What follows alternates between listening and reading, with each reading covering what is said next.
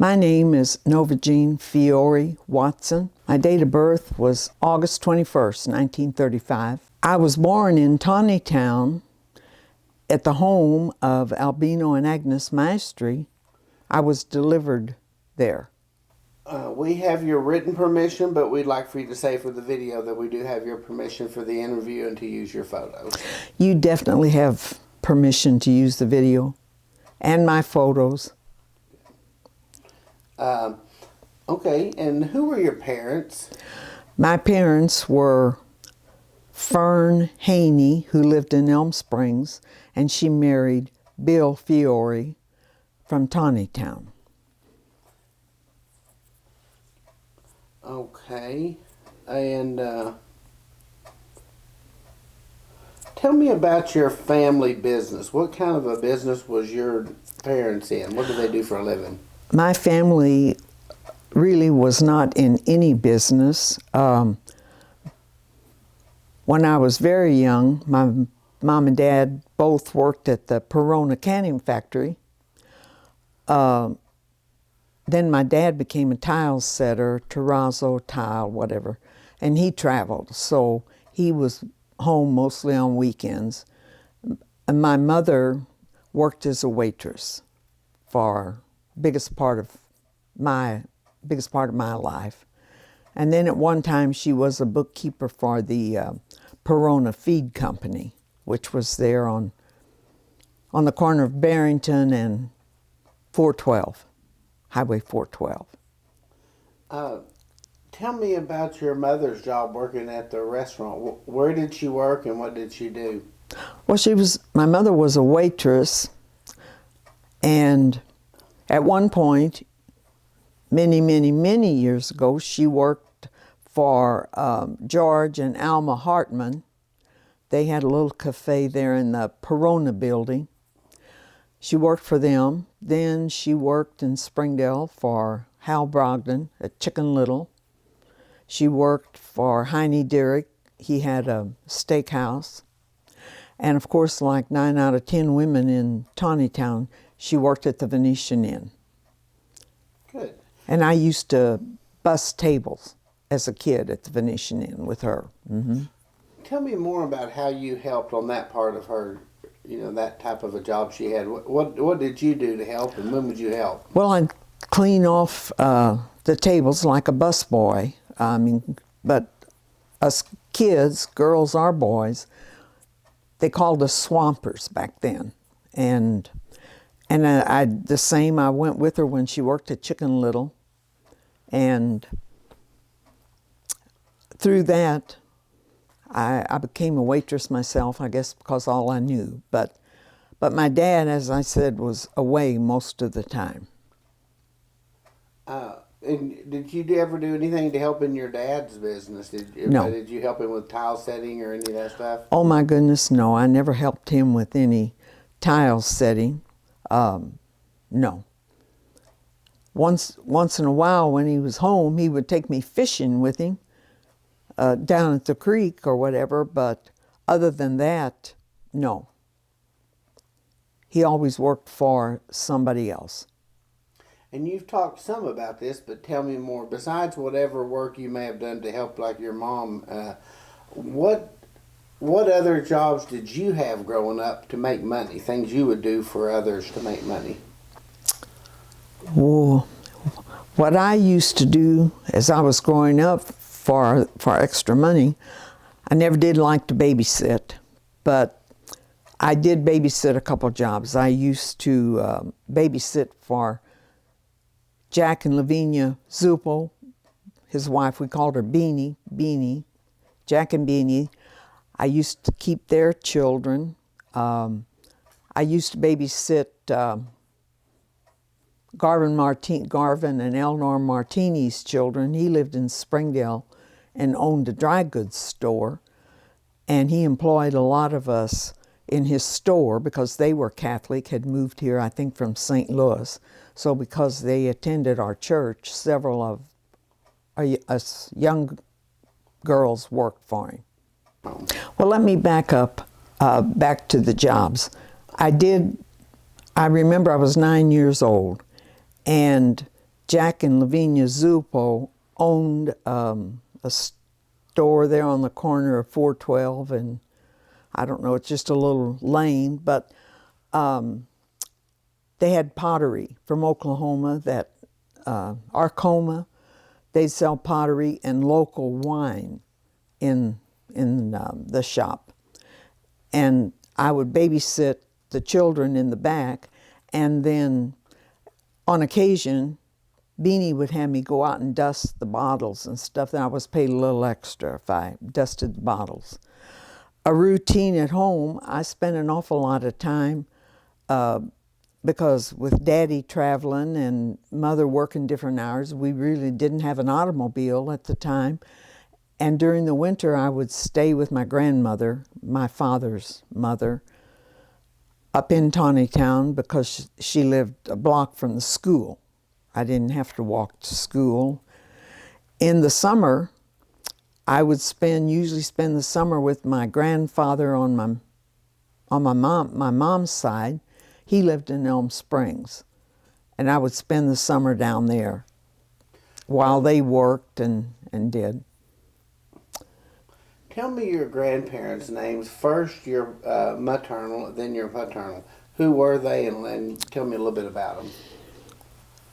My grandparents on mother's side, that's maternal, was Louis Haney, and he married Laura Rogers. They were married in Nebraska and moved here at an early age whenever my mother was, I don't know what age she was. The only thing I know, when they were here living in Elm Springs, her mother, my grandmother, died. My mom was 12 years old. Now, as far as my father's, my grandparents on my father's side, it was Mary Cortiana Fiori, and she married Peter B. Fiori. We always use the Peter B because there were two Peter Fioris that came over. One was Peter B and the other was Peter V. So we always designated, it sounded silly, but my grandfather Fiori, Nono, we called him, he had some chickens and he had a little vineyard, and he would work for other people, pruning and picking grapes and that kind of thing. My grandfather Haney in Elm Springs, he was a sort of a mechanic, and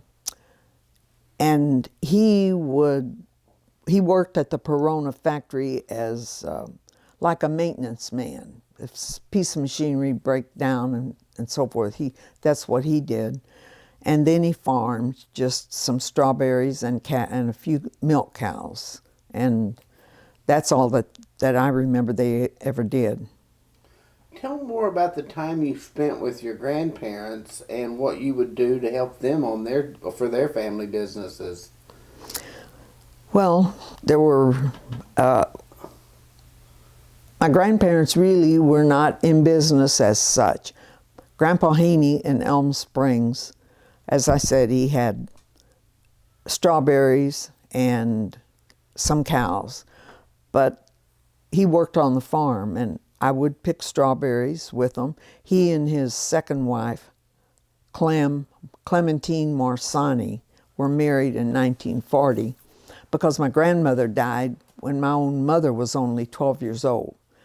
So Grandpa remarried later on, and he and Clem would go to the fields and they'd make their garden, and they'd do with it whatever they had to do at the barn, and I would just go along with them, but I was very afraid of mice, so I tried not to get in the barn too. I'd kind of stand at the door, but then we'd go in, pick the vegetables out of the garden, and Clem would always fix supper. We'd have lettuce or eggs or never anything fancy, and I always felt sorry for her because I thought she had to work as hard as Grandpa did, but then she had to come in and he'd sit in a chair and she'd work. But there was never any problem. It was just my idea in my head. Now, as far as my grandparents, Nona and Nono Fiori, I really don't remember Grandpa. I don't remember Nono very much. I don't know what age. I think I was probably about 10 when he died. And so I lived with my grandmother, as I said, most of the time. And she would have a garden. She would put vegetables in the cellar. Back then you didn't have the freezers and everything. And at that time, she only had one daughter at home. Their youngest daughter was Elsie Mae. And now I feel sorry for Elsie Mae because I was 4 years younger than she was, and it was like, you don't even belong here, you're just in my way. But she never lost her temper, got mad at me if I left speck on the dishes. We'd take turns washing and drying. But no, they never had a business. And so it was just kind of the daily chores. Tell me about your earliest memories of Tontitown. When you were really young, what do you remember about coming into town and doing stuff in Tontitown? Well, my earliest memories of Tontitown is, I couldn't tell you what grade I remember, but I do remember going to school, and we'd take our lunch because there was no cafeteria or whatever.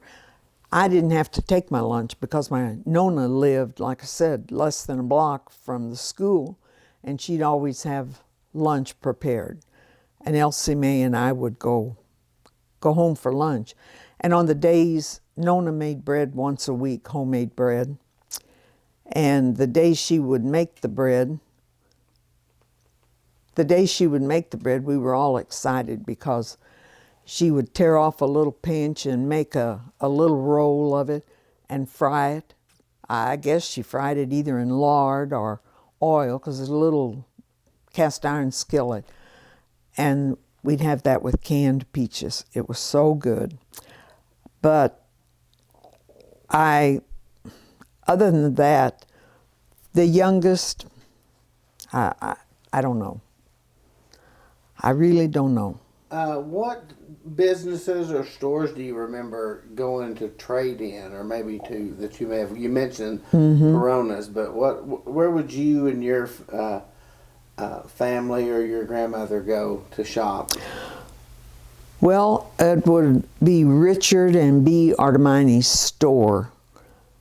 In the very beginning that I remember, they were on the south side of Highway 412 in that Perona building. Of course, it didn't start out Perona building. I think a Penalto owned it, so you'll probably hear references.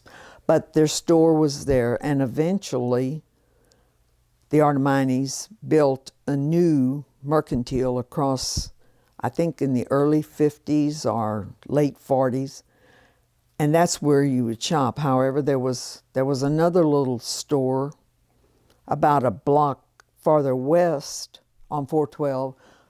We called it Claude and Emma's. It was Claude Morsani and his wife Emma. They had groceries, not a lot. The Tontitown Mercantile had better, larger selection and so forth. But remember shopping there. And of course we always had Mr. Millar from day one. And you've heard all the stories about him. My dear, here is a piece of candy for you.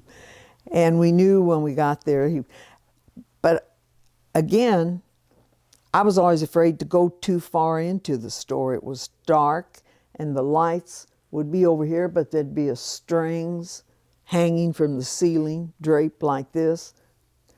And depending on which string you pulled, where the light was going to come on. So I was always afraid to get too deep in the store because I didn't know if it was going to stay dark or what. But we'd buy, well, he had lunch meat too. Sometimes some of the kids from school would run down and get a sandwich at lunch. But God bless him, when you got there, the cat was always on the scale.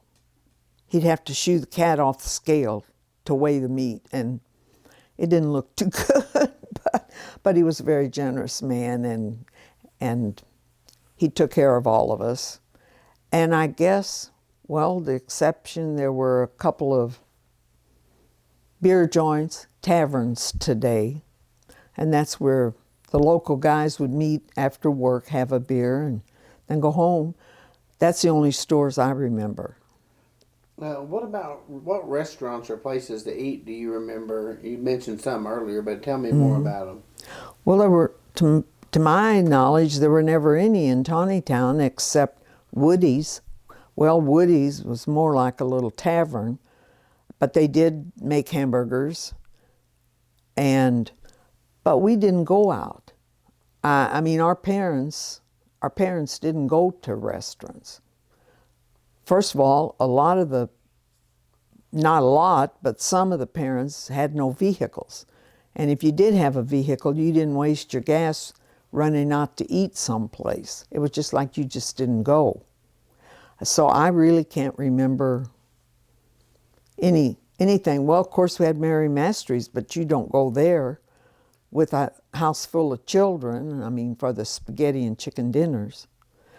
But that's the only place I can remember. Tell about where you lived. You've talked about this some, but where did you live? Was it the same place, or did you live different places? Tell me the different places you lived. Well, my parents rented, and the places that I can remember was, there used to be a home. Right now it's on Taldo Loop, I'll make reference to that, but it was south of Tontitown, about a mile on Barrington, and then to your left there was a little side road, and that home was owned by the Sabatinis. It was a 2-story house, and we rented and lived there for many years, and at that time it was just a half a block from Mary Mastery's home, restaurant, and my mom worked for her, and of course I'd go down and snoop around, but then we also lived in a home on Highway 412, if you know where the Jean Penalto family home is, which is about a half a mile east of the school right now. Their original home is still there, but they had a little rent house, and my mom and dad and we lived there.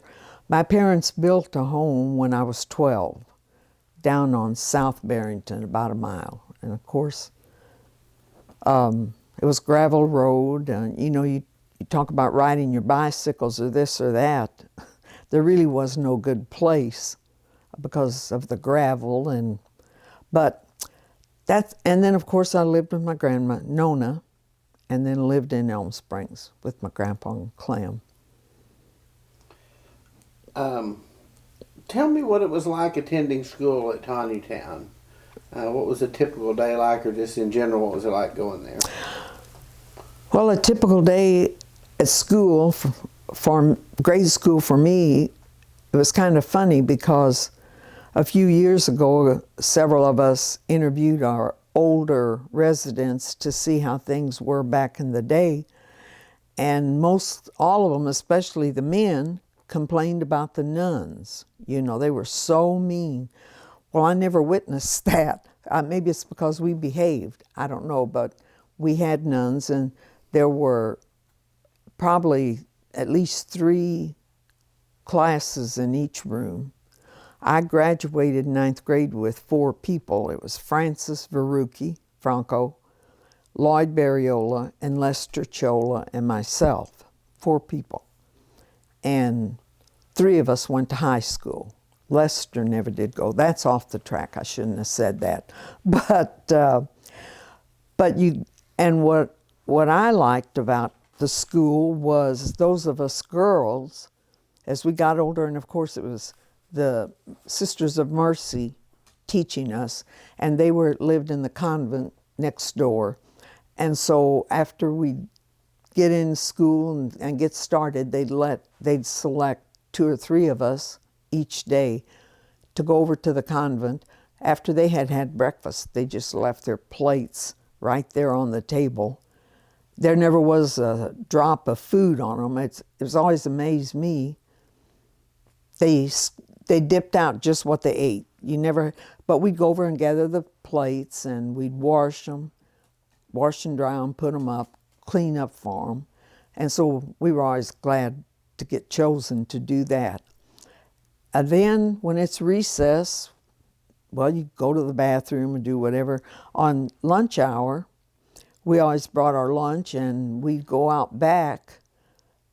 There were some large shade trees. I don't know if they were walnut or what they were. Anyway, we'd sit under the trees in the shade and eat our lunch. And I remember one, like I said, we always got along good with the nuns. However, I remember one nun, Sister Bernadine, sweet as she could be, but on Friday afternoons, we'd cut a couple of the classes, and she would teach us to crochet.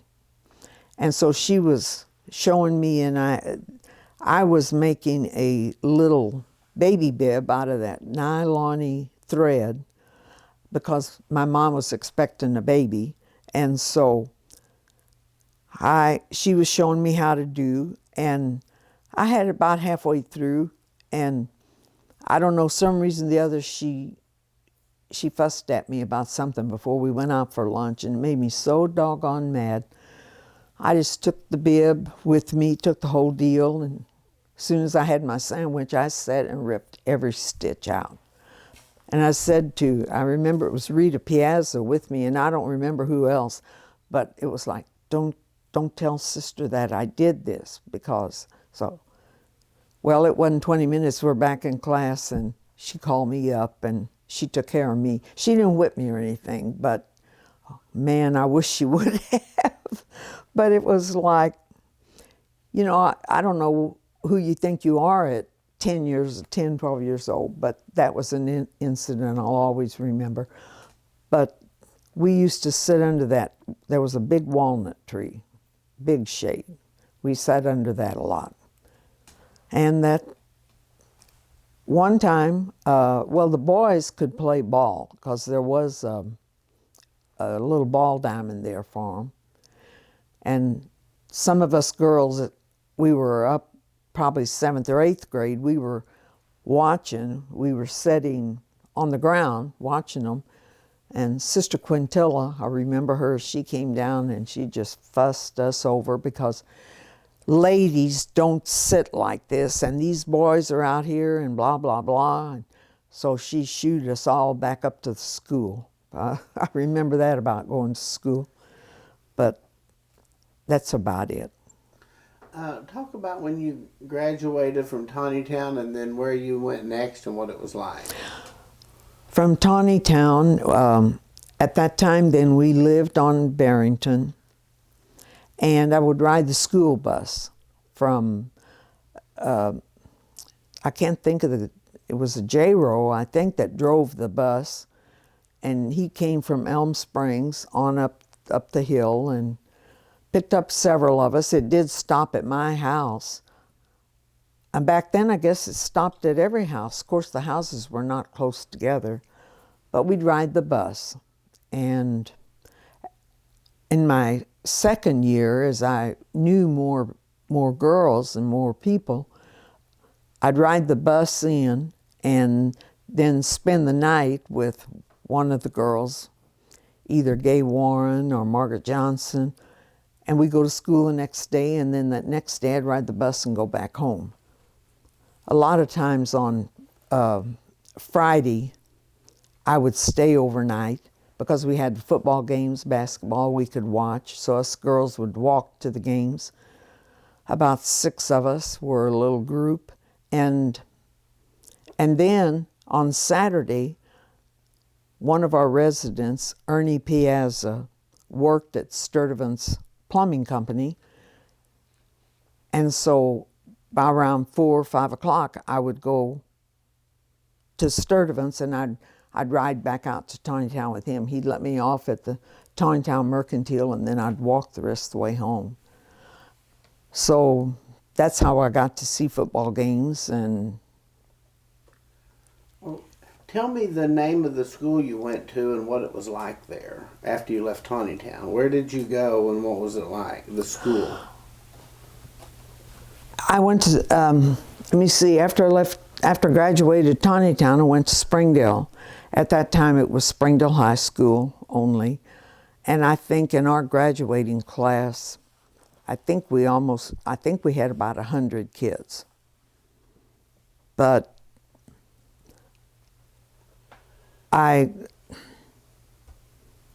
was nothing exciting happened. Well, I was a cheerleader for a couple of years, but it was crazy because I still to this day don't understand football. But when Shirley Ducote or Nina Brogdon or whoever would say, "Come on, when they'd say, "Come on, we have to yell," then I figured that we did something pretty good. I don't know, but that's my high school days. And then when I was a junior, I didn't date, but I liked this kid, Danny Ray Watson, and he was a year ahead of me. And we didn't date because, well, he wasn't driving at the time. I guess he was driving, but he wasn't allowed to have the car. So we would just, on Friday nights when I would stay over with one of the other girls, the boys would walk us home back to the girls' house, and then we'd all stay over together. And so you can't say I dated in high school, but I had a boyfriend that I saw during the day. And that's where it started. And I graduated 12th grade. I did not go attend any more school. So tell me, after that, when did you eventually get married to Danny, and tell me about that. Well, what did you do after high school? Kind of walk me through it. After I graduated high school, the first job that I had was at the Farm Bureau Cooperative there on Business 71, and Clyde Kendrick was my boss. He was a wonderful man. And I guess I had a connection with him because a lot of the farmers out here would buy not chicken feed because they use their big companies for that, but buy grain and stuff for the cows and one thing and another. So he hired me, and I worked there a couple of years. And because his sister, Jerry Kendrick, was working at First National Bank, she helped to get me on at First National Bank. And so I worked there, and now let me see. Well, I worked there before I was married, yes. And then Danny joined the armed services, and because we wanted to be married, but I was Catholic and he was only 19. His parents wouldn't sign the papers for us to marry. So he decided that it was during the Vietnam, about to end, that he went ahead and joined the service, get that over with. When he came home, we were old enough to do what we wanted to do. So that's how that happened, and then we married in 1955. And he finished his Army, which had another year, and then he attended the University of Arkansas, graduated in 1960 as an engineer, and we went to St. Louis. He took a job with McDonnell Douglas Aircraft, and we lived there for 30 years. He retired, and then we came back home to Arkansas, Tontitown. So that's how I got through all that. But I remember at the bank, Mr. Moore was the president, and he was just really the nicest man and made you feel welcome. Several of us, back in the day, there were a lot of people that didn't accept the Catholics too well. And I'm not saying that he was prejudiced, partial or whatever, but they catered to a lot of us, gave us a chance. And so we appreciate that. Tell me more about whenever you and your husband, Danny, came back to Tontitown. What was it like coming back, and then what happened after you got back? Well, it was wonderful coming back. However, in the meantime, he had developed a brain tumor in 1988. And so I guess that encouraged him to go ahead and retire. And we came back home, and we were home for 19 years. And then the tumor got the best of him, and we had to downsize, and he was losing more strength and everything. So we downsized and moved back to St. Louis, where our daughter is. And he passed away there in 2007. But when we moved back home, it was, I know people, this is not good to say, but actually those years that we were here, to me, that's the best part of our lives.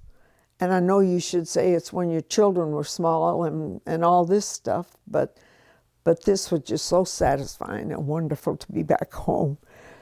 And eventually he became involved with the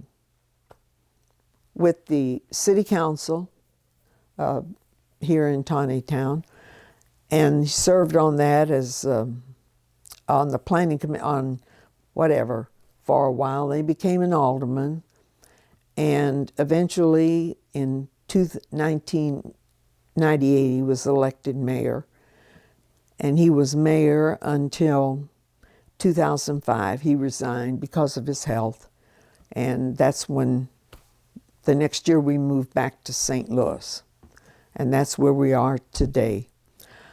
But that's where I am today. But I was very proud. There were a lot of accomplishments and things while he was in office, and the main thing that I personally was most proud of was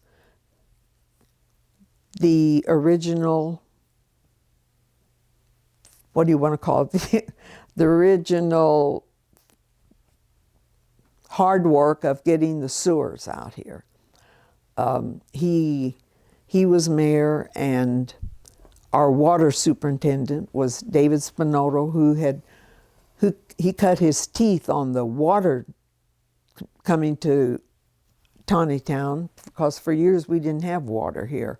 But his father was his father was the person that worked and worked and worked, got the water. So naturally, his son David knew where every spigot and everything was in the whole city, and he was very helpful. Because of him, he and Danny worked hard, applied for permits and so forth to maybe establish a sewer system, and it became the Osage Basin. They were going to get together with Elm Springs, Cave Springs, Highfill, and Tontitown, and that was good. They worked and worked and worked. After 5 years, they received the permit to start, the permit from the EPA. It was a really exciting time.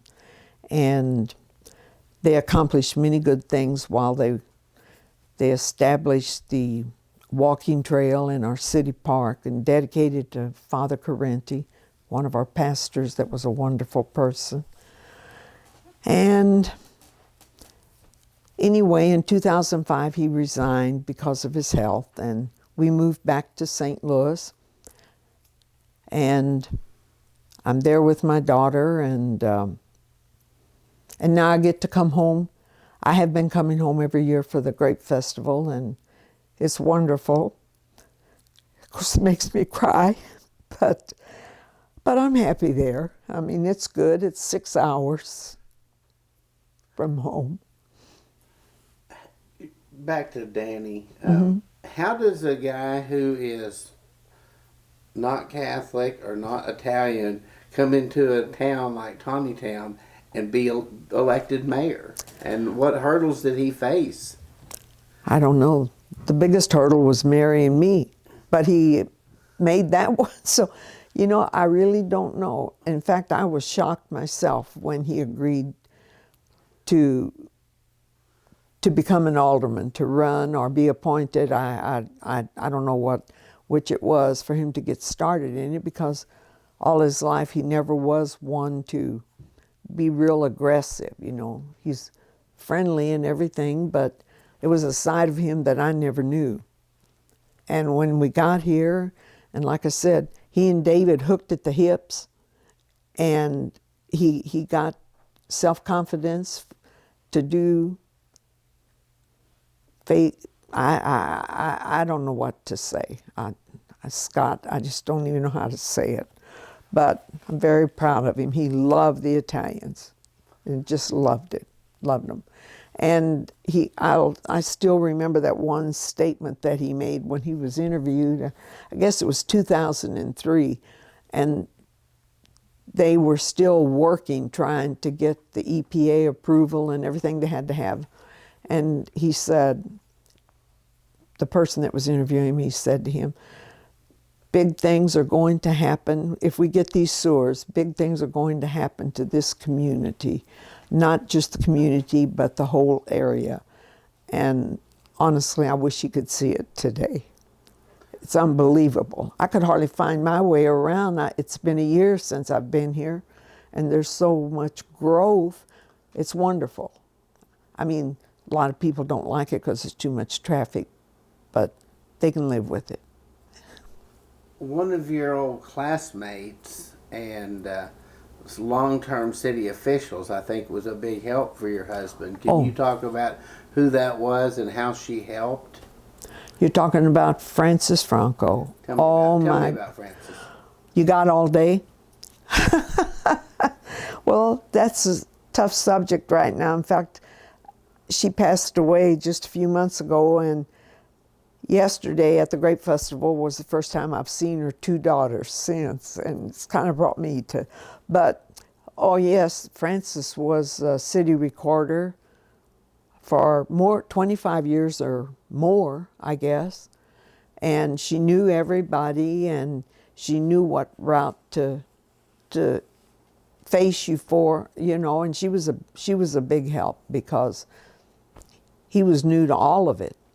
And of course, she had been a recorder back when Uncle Harry, the gentleman that's responsible for us having water, David's father, she was recorder whenever Uncle Harry was still mayor, and are still active. I'm not sure he held that position, but he was still active, and she worked right up into the day.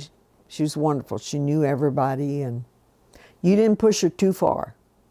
I loved her personality. She was a sweetheart, and she was in my class, like I told you, that we graduated, and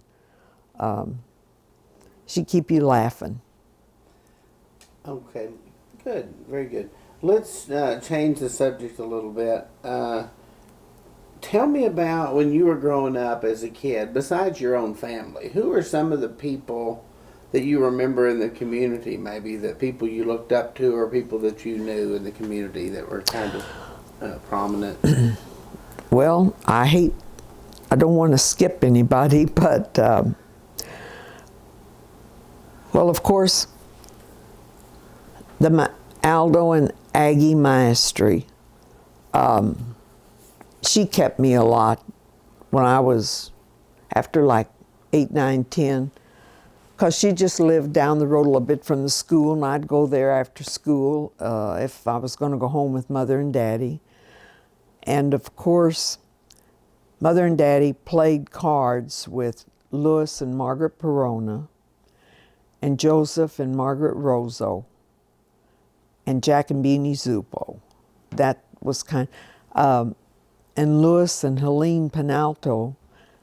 Now, Louis Penalto and Geely Penalto and Pete Penalto are brothers. There's more in the family, but I can't remember them.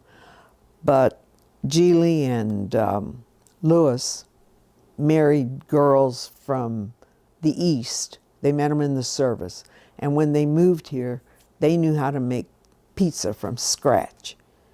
And when they would play cards, I guess once a week or once, I don't know, it seemed like pretty often, Helene and Esther taught the gals how to make homemade pizza, and it was quite a, and then of course, when I was a child, my mom worked for Mary Mastery. I would be down there in the daytime, and of course my aunts and uncles, I mean on my dad's side, well, I had aunts and uncles on my mom's side too, but they didn't get together as much or whatever. But otherwise,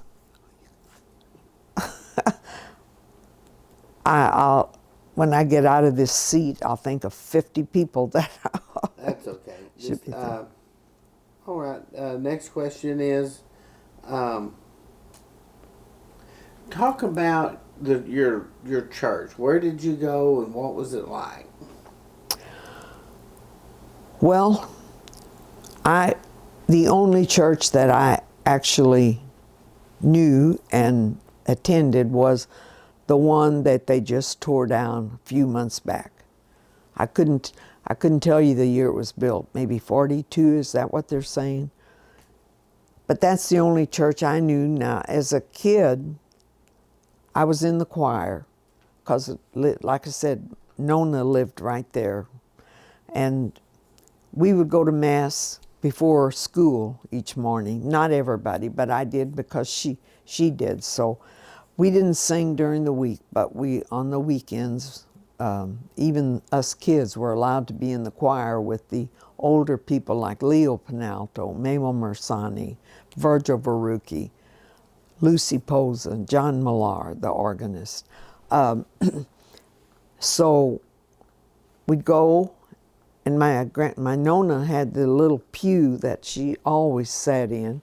It was just usually our side pews seat 3 people, but hers and a few more were shorter because they were next to a radiator. They had to be cut shorter and I would sit with Nona. There were place for 2 people, and of course we had different priests come and go, and we'd sing during Holy Week. For Easter, there'd be a practice, and back then it was in Latin. I didn't have a clue what we were doing, but that, and then of course, we were married in that church, and our oldest daughter was baptized there. But my husband was a convert. I started to say, but he wasn't baptized there. He was baptized while he was in the service. So I have good memories of the church, but it was sad to see it go, but it had to be, I guess. When you were a young girl running around Tontitown and living here, what would you and your friends do for fun? When I was growing up as a young girl, a teenage girl, what we would do every Sunday afternoon, we'd get together at one house or the other. And of course it was all dirt roads. And we would walk, whoever lived the closest together would start it. And we'd gather and we'd walk this way. Then we started with Mabel Jane Zulpo, and then come on down and get me. And then we'd go to the left and we'd get Lou Ellen Penzo, and come back this way, we'd pick up Connie Franco. And then a little more, we get Barbara Verucchi and Francis Verucchi. And we'd just walk. We'd walk to a creek, either down here, Cherry Tree Hole, or the little creek, or we'd sit around under a tree in somebody's yard, or we'd try to sneak a couple cigarettes from somebody's house, which mostly mine. Of course, my parents smoked from day one. And then we'd practice smoking and choke, and that was it. That's all we did. Now then, even in high school, the only people that had, well, Roy Franco had a vehicle, and Andy Penzo had a vehicle. So they'd make the rounds and pick up some of us, and we could go swimming, or in the wintertime we could go ice skate, but they each had a vehicle. And that was all there was to do. I mean, we didn't have TV, but we didn't know the difference. What would your parents and their friends of that age do for fun when you were a kid? What do you remember the parents doing? You mentioned some of it earlier, but tell me more. What the adults did as entertainment, in my mind, I never saw them do anything but play cards, and occasionally they would go like up to Knoll, Missouri, or I think Richard Artemini used to take the girls in the back of his truck, and they'd go dance. They'd dance. That's all you ever heard them talk about. Plus, the Montagani home, they had a big front porch, and they had a lot of daughters, and they would have big dances there. Even when I interviewed some of the people from Elm Springs that married guys from Tontitown, that's what they said they did for entertainment. They'd come here to Tontitown because that's where the good-looking boys were, and they always had women up at the Montaganis that they could dance with, and so really they just danced. And most of them didn't have a vehicle, so and were too busy farming and working, you know. What about your memories of the Grape Festival, like your early memories? What was it like when you first started going, and then kind of how did it change over the years? Well, to me, when I first started going, as I said, my Nova Fiori lived on that corner of, she lived on the northwest corner of Barrington 412. And right now the Tontitown Mercantile is on that corner, but behind it is a house. And that was my grandparents' house. Well, where that store is, it was an old building. I think they call it the Smith School. But it had a porch across the front, and it had some ground with it. And the first festivals that I remember were held right there. And all it was maybe like a sack race for some of the kids or the elderly. They have ice cream that you could buy. I don't remember if they had any carnival rides or not. So then you skip over across Barrington and on the church grounds now. I just remember my mother never worked during the day like a lot of the women did there. She sold advertisement for the book that they put together, and she would get her work before the festival, so she never went up, and so I never had experience with the dinners or with the chickens or any of that. But I'd be at Nona's for sure, because I could go down anytime I wanted to. I didn't have to, and you just go down and walk around, see what rides are there, and you'd gather up with your friends. You didn't have a lot of money to spend, but there were booths where you throw a ball at the rag dolls and that kind of stuff. Nothing electronic. And they did have the spaghetti dinners, but as a kid, I never really ever went down to even work at one, because like I said, my mom didn't come up for that, so I didn't either. But the men of the parish used to have a hamburger stand, and absolutely the best hamburgers you ever had. It's a grill, they'd grill them and smash them down, cook them in that grease. The buns would be hot. You don't find a Grape Festival hamburger anymore that's fit to eat. But that's all I remember. What about now? What does it feel like going there now? It's a lot different. Tell me Oh tell my. me some of the things you would do now if you go. sit on a chair and watch the people. I mean, even the last years that we lived here before we had to move back to St. Louis, the only thing we do at the festival is come down, stop and buy some car tickets right there at or we'd go through the arts and crafts place, look at that. Sometimes there's a lot, sometimes not much.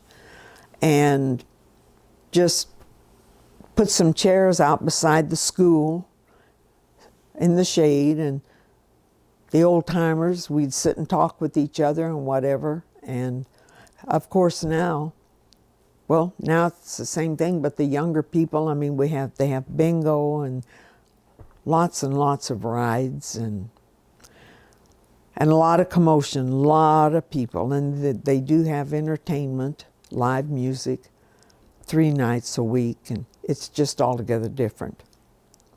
It's like a big city.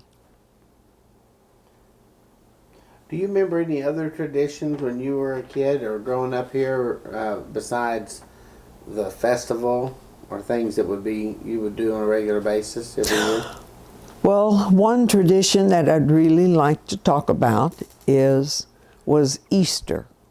Because of course, Holy Week, working up to Easter, being involved in the choir, I would attend every service, Holy Thursday, Good Friday, Holy Saturday, and so forth. And our grandmother, we always made fugazi, which is Easter bread, and I'm probably not pronouncing it properly, but it's a sweet bread with raisins. But Nona would, for us, for the grandkids, she would boil eggs and color them, just like you do. But then she'd pinch off her dough into a long roll, put that egg, and she'd cook it in a pie pan.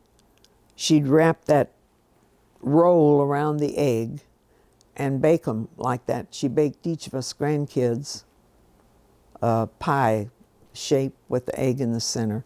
And then on Sunday morning, because we had fasted from, the night before and everything, we were to eat, and they would take that and some bread up to church on Holy Saturday to have it blessed. And then that would be the first thing that we'd eat on Easter morning. It was always a tradition. Now, for Christmas, a lot of times as I got older, after midnight mass on Christmas Eve, some of the family, either Uncle Guy, Uncle Harry, mostly them, would have butchered, and we'd have fresh salami that they make. And so we'd go back to Nona's after church, which is early morning then, and we'd have breakfast. And I always remember, and I'll always miss that. But we don't do that anymore. You've seen a lot of changes in Tontitown over the years. You've talked about some of it. What are some of the big things that stand out? Maybe the bigger changes, different businesses or developments maybe that, if you remember or want to talk about them.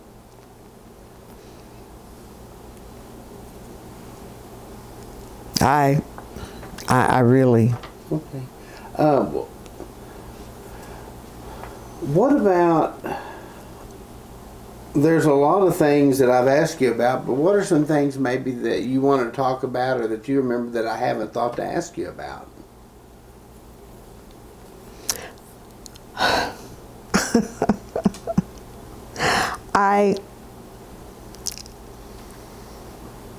Something that I'd like to mention, and it's, I guess I'm making a plea to the younger generation. We became, in the year 2000, several of us became involved with interviewing our oldest generation that were still living to see how it was when they came over and how they managed. And we have record of that. We still have paperwork. It's on, I think now, most of it's on CDs. But a book has been written which has a lot of the what am I trying to say? The family trees, I mean, in print goes way back. A girl, a descendant of the Maestri family, Jan McQuaid, had a lot of literature for us. And we've talked about it, that just feel like the kids who are in their late 40s, early 50s right now would just wish that they would go through, and of course I guess that's what you're doing too. That was silly for me to say that. But we need knowledge from them. I mean, you take, well, let's say like my cousin David. When he was a kid, I have no idea what it was like at his house. He farmed, they had chickens, I guess they had grapes. I don't know what they did, but it would be different than the Penalto twins over there, Ronnie and Donnie. They had dairy, and their jobs before and after school were a little bit different than this other family. And I just wish that someone would really get interested and work it. We need people to volunteer and to help do some things to keep us alive. That's what I'd like to end with, if it's good. Begging. If someone who'd never been to Tontitown, let's say somebody from St. Louis, said, what's this town, Tontitown, like that you're from? We've never heard of it. Tell me about Tontitown. What would you tell them? How would you describe Tontitown to somebody who knew nothing about it? Well, it's a hard question to describe Tontitown, because I have some friends in St. Louis, some people I was in a prayer group with, and their adult children were coming down to the university. And so, I'm always touting Tontitown. When you get down to it, to me, it's just the people. But maybe I feel that way because I'm one of the original people. I don't know how an outsider would feel coming in here. They have a lot of opportunity. I mean, there's lots and lots of people, friendly people, but when I want to indicate to some of my friends, you'll love it.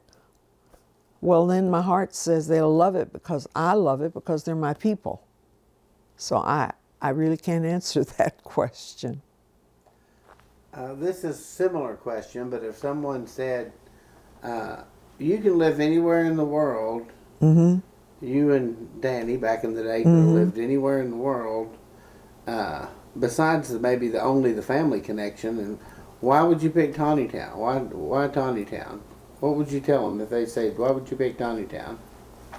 Or why should someone looking at a place to live, why should they pick Tontitown? Well, Tontitown is,